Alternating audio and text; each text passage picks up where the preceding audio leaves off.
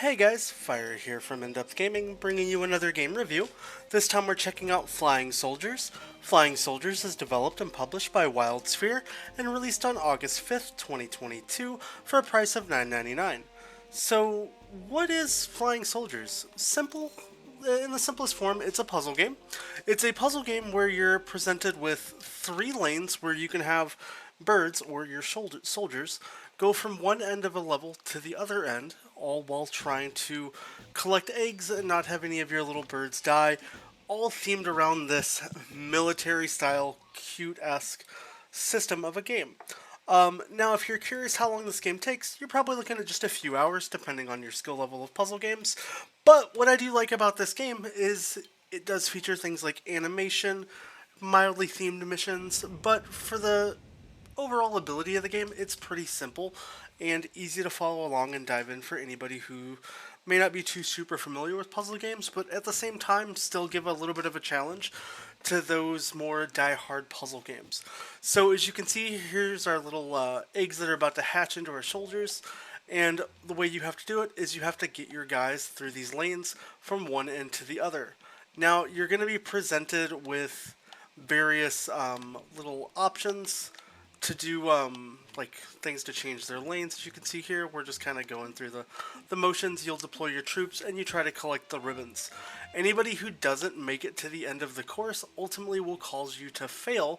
So your goal is to try to get all of your troops to the end of the course, collect all the ribbons, and succeed throughout the game. If you don't make it, you can simply just restart and try again and place different objects.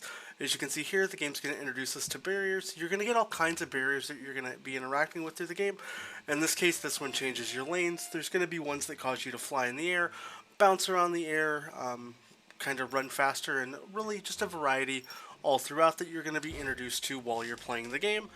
And this is kind of how the game works. The game wants you to push around, save as many people, and try to get all the stars. At the end of every mission, you're going to be presented with, did you collect all the medals? Did all your soldiers survive?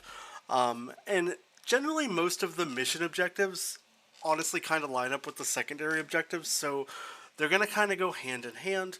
And that's kind of the gist of Flying Soldiers. As far as visually, I love the style of this game. Honestly, it gives me a very like Bomber Crew-esque feel for those of you that have ever played that. Most of the missions that you're going to encounter, honestly, I think are pretty straightforward and easy to complete. What I do like is you're going to get to experience, the game keeps you on your toes and changes up what you have to play and the things that you do in the game. So it's not something that's going to make you feel too repetitive, although there is a little bit of repetitiveness in the game, but it's kind of overshadowed by like just the super funness of the content in the game. I love the theme. I love what I can do while playing the game, and I love honestly just the puzzle of trying to figure out how to get from one end of the level to the next, and all while trying to make sure that I sequence things properly. As you can see here, we need to hit across this gap while collecting the metal and trying to collect the other metal in the air.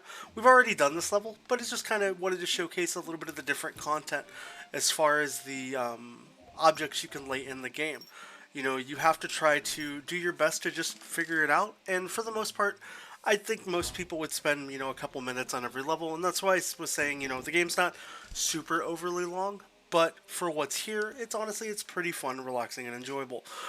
It does come in at a $10 price point, which for me, I think it's a little up there, but it's not bad at the same sense for what's here in the game. I enjoy kind of games that are like this where you can just kind of pick up and play casually and just get introduced to different mechanics and styles. And, the game does do a really good job at delivering it in a very well done package. So I'm going to give the game a ton of kudos there.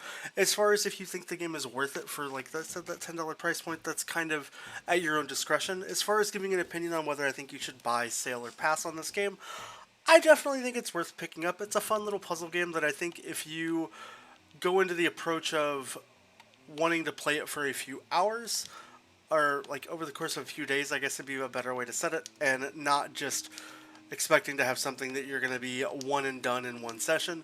I think that most gamers would find themselves enjoying the game.